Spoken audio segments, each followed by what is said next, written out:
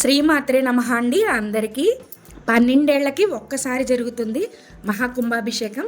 మన విజయవాడలోని ఇంద్రకీలాద్రిపై అమ్మవారి ప్రధాన ఆలయ గోపురంపై మహాకుంభాభిషేకం జరుగుతున్న సమయంలో మేము విజయవాడ వచ్చాము. దుర్గమ్మ తల్లి అంతరాలయ దర్శనం చాలా అద్భుతంగా జరిగింది. దర్శనం బాగా జరిగింది. చక్కగా అమ్మవారు అలా బంగారు తల్లిలా కూర్చునుంది. మేము అలాగే చూస్తూ ఉండిపోయాము. చక్కగా ఉంది చూడముచ్చటగా అమ్మవారు. మహాకుంభాభిషేకం ఉత్సవాలు 2026 ఇంద్రకీలాద్రి విజయవాడ. అమ్మవారి నిజరూప దర్శనం చూసి దర్శించుకోండి. ఇంకా మేమైతే తెల్లవారుజామున బయలుదేరిపోయాము. ఎర్లీ మార్నింగ్ 3:30 అవుతుంది. అసలు తెల్లవారుజామున ప్రయాణం వర్ణించలేము. మంచు పడుతూ ఆ కార్ లైటింగ్కి రిఫ్లెక్ట్ అవుతూ చూడండి ఎంత బాగుందో మంచు. చాలా ప్రశాంతంగా ఉంది వాతావరణం. మేమైతే ఏ ఆలయానికి వెళ్ళినా ఉదయం 5:30 లోపు అంటే బ్రహ్మముహూర్తం టైంలో దర్శనం అయ్యేటట్టే చూసుకుంటాము. ఎందుకంటే ఈ సమయంలో మనకి బ్రహ్మముహూర్త సమయంలో దైవిక శక్తి అనేది పంచభూతాల్లో నిక్షిప్తమై ఉంటుంది. పంచభూతాల్లో ఇముడి ఉంటుంది. కాబట్టి మనకి ఇంకా అత్యధికంగా గురుబలం అమ్మవారి అనుగ్రహం కలుగుతుందని మేము బ్రహ్మముహూర్తంలోనే దర్శించుకోవడానికి ప్రయత్నిస్తాము. లేదంటే మహా అయితే 7:30 లోపు అయిపోవాలి ఏ ఆలయ దర్శనమైనా. లేకపోతే కొద్దిగా భక్తులు ఎక్కువ ఉండి జనాలు ఉంటే కనుక 8 లోపు అంతే ఇంకా పూర్తి చేసేసుకుంటాం. ఉదయం మాత్రం దర్శనం చేసుకుంటాం. ఈ 3 రోజులు కుంభాభిషేక ఉత్సవాలు జరుగుతాయి కదా. అమ్మవారి ఆలయం అంతా చూడండి విద్యుత్ కాంతులతో మెరిసిపోతుంది. చాలా బాగా అలంకరించారు ఆలయం మొత్తం పువ్వులతో, విద్యుత్ కాంతులతో. చూడడానికి అమ్మవారి ఆలయం చాలా బాగుంది కదా. శ్రీ దుర్గా మల్లేశ్వర స్వామి వారి దేవాలయం ఇంద్రకీలాద్రి విజయవాడ. ఇదిగో చూడండి అమ్మవారి ప్రధాన ఆలయం దగ్గర ఇలా అలంకరణ చేశారు. చూడండి ఎంత బాగుందో. నేను ఇప్పుడు ఇక్కడ వీడియో చూపిస్తున్నాను కదా. ఇదిగోండి ఇక్కడే అమ్మవారికి మహాకుంభాభిషేకం జరగనుంది రేపొద్దున్న మార్చి 8 ఆదివారం ఉదయం 9:34 మేషలగ్నంలో జరగనుంది అమ్మవారికి మహాకుంభాభిషేకం.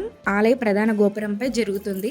మాకు 5:30 లోపే దర్శనం అయిపోయింది. ఇంకా మాకు దర్శనం అయినప్పటి నుంచి ఇంకా భక్తులు రావడం మొదలుపెట్టారు.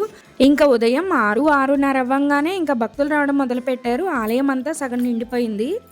ఇప్పటి వరకు నేను వెలుగు రాకుండా తీశాను కదా. చూడండి అప్పుడప్పుడే వెలుగు వస్తుంది. చంద్రుడు కూడా కనిపిస్తున్నాడు. ఇంకా అప్పుడప్పుడే వెలుగు వస్తూ తెల్లవారుతున్న సమయంలో ఆలయ గోపురం చూడండి ఎంత ప్రకాశంగా వెలిగిపోతుందో. అద్భుతంగా ఉంది. గోపురంపై చెక్కిన శిల్పాలు, దేవతామూర్తుల విగ్రహాలు చూడండి ఎంత బాగుందో చూడడానికి. ఇక్కడ ఆలయ గోపురంపై రేపు జరిగే కుంభాభిషేకానికి ఏర్పాట్లు చూడండి. ఈ మార్చి 6, 7 తారీఖులో కంటే మార్చి 8 జరిగే మహాకుంభాభిషేకానికి అంటే రేపు ఇంకా ఊహించలేమన్నమాట. ఎంతో మంది భక్తులు వస్తారు మహాకుంభాభిషేకం వీక్షించడానికి. మనకి ఈ 3 రోజులు అంతరాలయ దర్శనాలు అవి నిలిపివేశారు. అందరూ ఉచిత దర్శనాల్లో వెళ్ళడమే. మాకు తెలియక మేము ఆన్లైన్లో బుక్ చేసుకున్నాము. కానీ ఒక్కటి మాత్రం చెప్తానండి, అమ్మవారి అనుగ్రహం లేకపోతే అసలు ఆలయంలోనే అడుగుపెట్టము. అలాంటిది అంతరాలయ దర్శనాలు నిలిపివేశాక మాకు దర్శనానికి అనుమతి ఇచ్చారంటే ఇంకా అమ్మవారి అనుగ్రహం కాకపోతే ఇంకేంటండి మరి. ఆన్లైన్లో బుక్ చేసుకున్న హార్డ్ కాపీ చూపించగానే దర్శనానికి వెళ్ళమన్నారు. ఇంకా మాకు ఆనందానికి అవధులు లేవు. ఇంకా అమ్మవారిని అలాగే చూస్తూ ఉన్నాము. చాలా దగ్గర నుంచి చూసాం అమ్మవారిని. ఇంకా ఆనందం నేను మాటల్లో చెప్పలేను. అలా ఇంక మీకు తెలుసు కదా నాకు ఆనంద బాష్పాలు అలా వచ్చేస్తాయి. ఇంకా నేను మనసులో చెప్పుకున్నాను అనమాట, ఏంటమ్మా మా మీద ఇంత కనికరం నీకు, అంతరాలయ దర్శనం కల్పించావు, చాలమ్మా ఈ జన్మకి చాలు అని మనస్ఫూర్తిగా అమ్మవారికి దండం పెట్టుకొని బయటకు వచ్చేసాము. ఇంకా ఆలయ ప్రాంగణం నుంచి బయటికి రాగానే కాసేపు నేను ధ్యానం చేసుకుంటాను. ఏ ఆలయంకి వెళ్ళినా ఒక 10-15 నిమిషాలు అలా కళ్ళు మూసుకొని ప్రశాంతంగా అలా అమ్మవారిని తలుచుకుంటూ ధ్యానం చేసుకుంటాను. నేను కుంభాభిషేకం మహోత్సవాలు జరుగుతున్నాయని నేను వీడియో పెట్టాను. అది చూడలేని వాళ్ళు ఉంటే చూడండి మహాకుంభాభిషేకం ఎప్పుడు జరుగుతుందో అని. ఇప్పుడైతే మనం ఈ మహాకుంభాభిషేకం అసలు ఎందుకు చేస్తారు అనే వివరాలు ఇప్పుడు తెలుసుకుందాం. గంగా నది నుండి కావేరీ వరకు 7 నదుల జలం ఎందుకు ఇంద్రకీలాద్రికి వస్తుందో మీకు తెలుసా? ప్రతి 12 సంవత్సరాలకు ఒక్కసారి జరిగే దుర్గమ్మకి మహాకుంభాభిషేకం సమయంలో పవిత్ర నదుల నుండి తెచ్చిన జలంతో అభిషేకం చేస్తారు. పురాణం నమ్మకం ప్రకారం ఒకసారి దేవతలు మరియు ఋషులు కలిసి అమ్మవారిని ప్రార్థించారు, అమ్మా నీ కృప ప్రపంచం మొత్తం వ్యాపించాలి అని. అప్పుడు అమ్మవారు ఇలా అన్నారు, భూమిపై ఉన్న పవిత్ర నదుల శక్తిని నా ఆలయంలో కలిస్తే అది ప్రపంచానికి శాంతి మరియు శుభం తీసుకొస్తుంది అని అమ్మవారు చెప్పారట. అందుకే ఋషులు భారతదేశంలోని పవిత్ర నదుల నుంచి జలాన్ని తెచ్చి అమ్మవారి యజ్ఞంలో కలిపారట. గంగా నది, యమునా నది, కావేరీ నది, గోదావరి నది, కృష్ణా నది, నర్మదా నది, సరస్వతి నదులు. మనం అమ్మవారిని దర్శించుకోవడానికి మెట్ల మార్గం కూడా ఉంది. ఎడం వైపున వినాయక స్వామివారు, కుడివైపున ఆంజనేయ స్వామివారు ఉంటారు. ఇలా వెళ్తే మనం మెట్ల ద్వారా అమ్మవారిని దర్శించుకోవచ్చు. ఈ మెట్ల మార్గం ఎక్కడుంటుందంటే ఉచిత దర్శనాలు వెళ్ళే మార్గం ఉంటుంది. ఆ ఉచిత దర్శనాలకు వెళ్ళే మార్గం నుంచి ఎడం వైపుకు తిరిగితే మనకి మెట్ల ద్వారం కనిపిస్తుంది.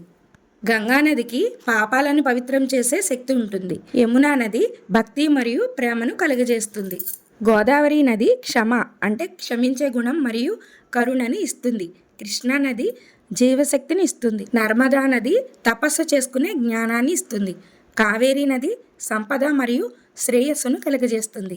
సరస్వతి నది జ్ఞానాన్ని ప్రసాదిస్తుంది. ఈ సప్త నదుల నుంచి జలం ఒకే కలశంలో కలిసినప్పుడు అది సరస్వతీ తీర్థ జలంగా మారుతుందని అందరి విశ్వాసం. మనం ఇంద్రకీలాద్రికి చేరుకోగానే కొండ మీద ఓంకారం ఉంటుంది కదా, ఈ ఓంకారం గుర్తుకి కిందగా మనకి ఉచిత దర్శనాలు ఏర్పాట్లు చేశారు. అలా లైన్లో ఉచిత దర్శనాలకి వెళ్ళొచ్చు. ఆలయానికి వచ్చేవాళ్ళు ఎవ్వరూ ఇబ్బంది పడకుండా ఏర్పాట్లు అవి చాలా బాగా చేశారండి. ఎండ తీవ్రతను దృష్టిలో పెట్టుకుని వచ్చిన భక్తులు ఎవరు ఇబ్బంది పడకుండా ఆ ఉచిత దర్శనానికి వెళ్ళే మార్గంలో చూసారా, పైన ఎండ తగలకుండా ఎలా సౌకర్యంగా కల్పించారో. ఇక్కడే మనకి కొబ్బరికాయలు కూడా అమ్ముతారు. ఇక్కడ తీసుకోవచ్చు మీరు. పూజా సామాగ్రి అంతా దొరుకుతుంది. ఇంకా ప్రసాదం అంటారా, పులిహార లడ్డు చక్కగా దుర్గమ్మవారి చేతులు తెచ్చినట్టుందేమో. చాలా టేస్ట్గా ఉంది. అసలు వర్ణించలేము ఆ ప్రసాదం. ఈ కుంభాభిషేకం 12 సంవత్సరాలకే ఎందుకు చేయాలి అంటే హిందూ జ్యోతిష ప్రకారం జూపిటర్ గురుగ్రహం ఒకేసారి అన్ని 12 రాశులను పూర్తి చేయడానికి 12 సంవత్సరాలు పడుతుందట. ఈ 12 సంవత్సరాలు ఒక పూర్తి దైవకాల చక్రంగా భావిస్తారు. అందుకే దేవాలయంలో శక్తిని పునరుద్ధరించడానికి ఈ సమయాన్ని ముఖ్యంగా తీసుకుంటారట. ఈ విధంగా చేస్తే దేవాలయంలోని దైవశక్తి మరింత పెరుగుతుందని మన శాస్త్ర సాంప్రదాయం చెప్తుంది. అందుకే ప్రతి 12 సంవత్సరాలకు ఒక్కసారి జరిగే కుంభాభిషేకంలో భారతదేశం మొత్తం పవిత్రత ఇంద్రకీలాద్రి మీదకి చేరుతుందని ప్రజలందరి నమ్మకం. ఇలా అమ్మవారి దర్శన భాగ్యం మాకు కలిగిందండి. మరో వీడియోతో కలుస్తాను. శ్రీమాత్రే నమః.